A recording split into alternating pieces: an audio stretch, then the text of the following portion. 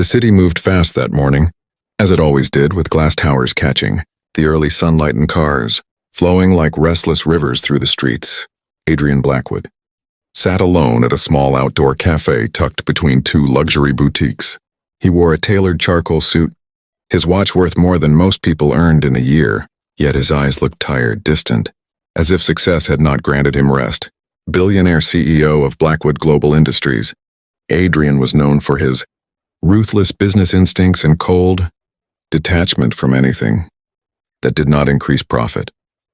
Breakfast meetings were usually rushed affairs, but today he had chosen solitude, needing a rare moment of quiet before another endless day of deals, contracts, and boardroom battles. The waiter placed his plate down carefully, a gourmet omelet, artisan bread, and a glass of freshly squeezed juice. Everything looked perfect. Just as Adrian lifted his fork, a small voice cut through the hum of traffic and conversation. "Don't eat that."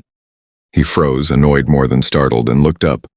Standing a few steps away was a girl, no more than 10 or 11 years old. Her clothes were worn and mismatched, her shoes thin and cracked, her hair tied back with a fraying ribbon. Dirt smudged her cheeks, but her eyes were sharp, almost painfully serious. She looked like one of the countless street children Adrian ignored every day. Yet something about the way she stood, steady, unafraid, made him pause. "What did you say?" Adrian asked, irritation creeping into his voice. The girl swallowed, clearly nervous, but she didn't look away. "Please," she said again, quieter this time. "Don't eat that food." A few nearby diners glanced over, curious. Adrian felt the familiar annoyance rise in his chest. He assumed this was another attempt at begging, maybe some strange trick to get his attention or sympathy. "Go away," he said sharply. "I don't have time for games." The girl shook her head. "I'm not playing. It's dangerous." Adrian scoffed and picked up his fork again. "Dangerous? Do you know how ridiculous you sound?"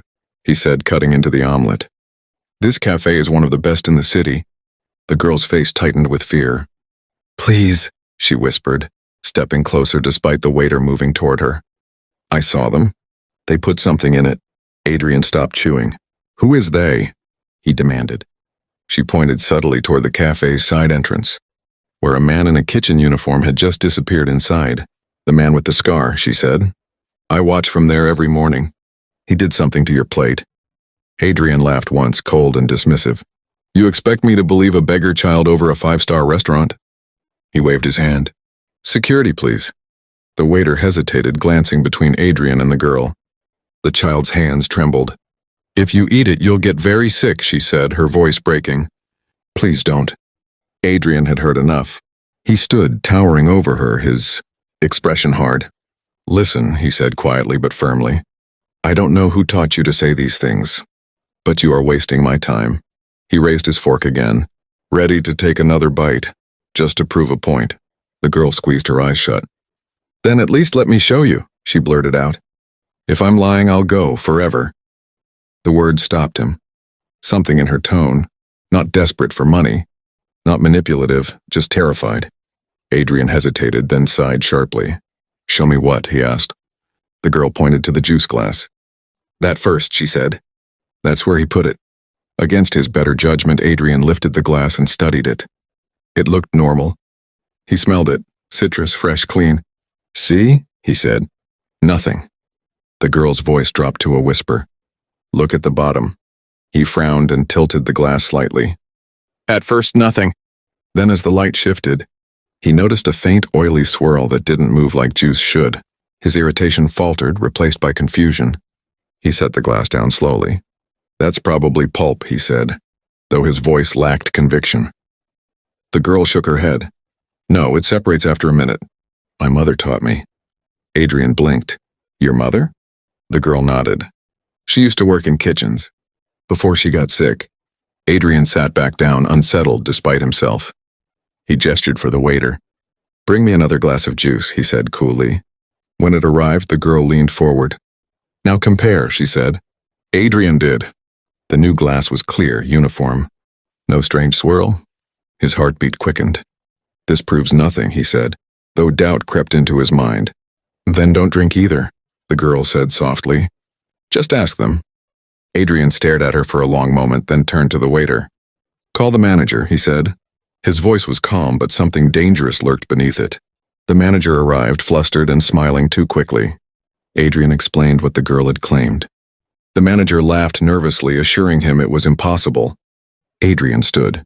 "Then you won't mind if I have this tested," he said, sliding the untouched plate away. The manager's face paled for a fraction of a second. Too fast for anyone who wasn't watching carefully, Adrian noticed. That fraction of a second changed everything. Within minutes, security was involved, the kitchen staff questioned.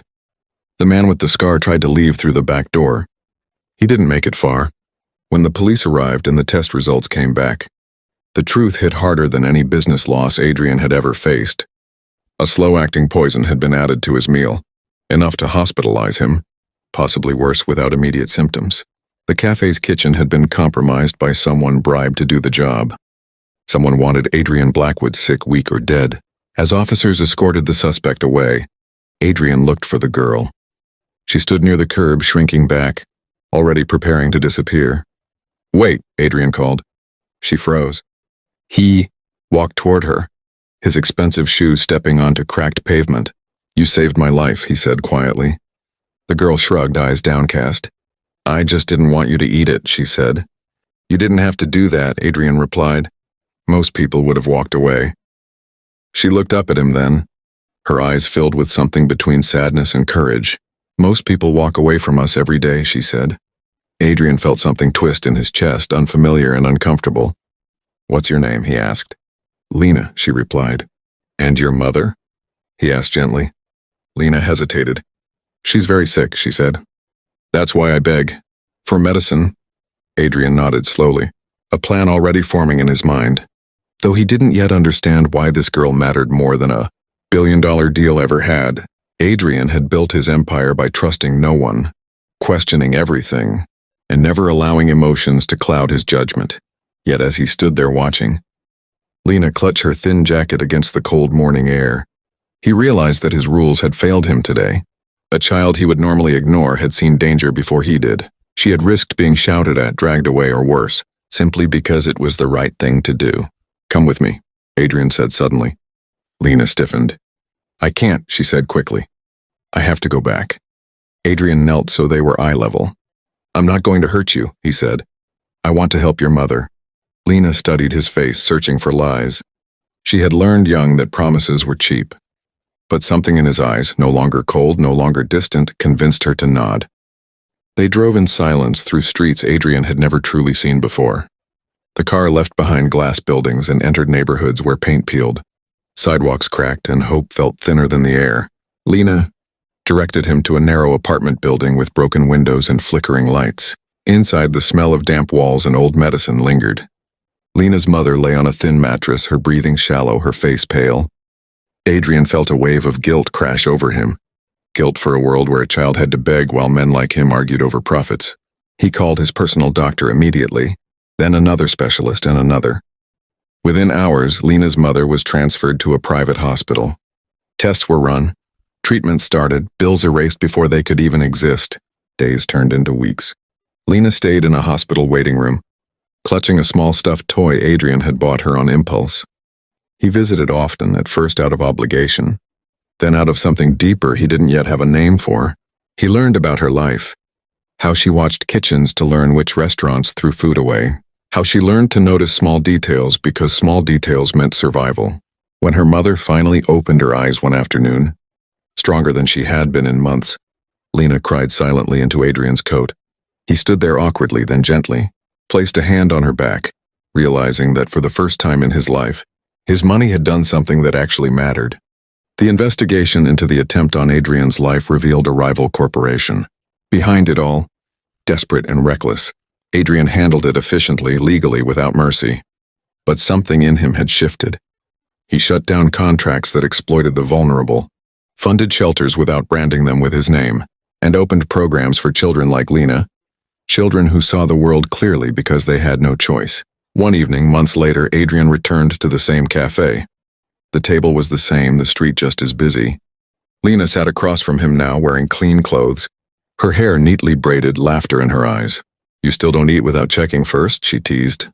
Adrian smiled, a real smile, rare and genuine. "I listen now," he said. especially to people others ignore. The world hadn't changed overnight.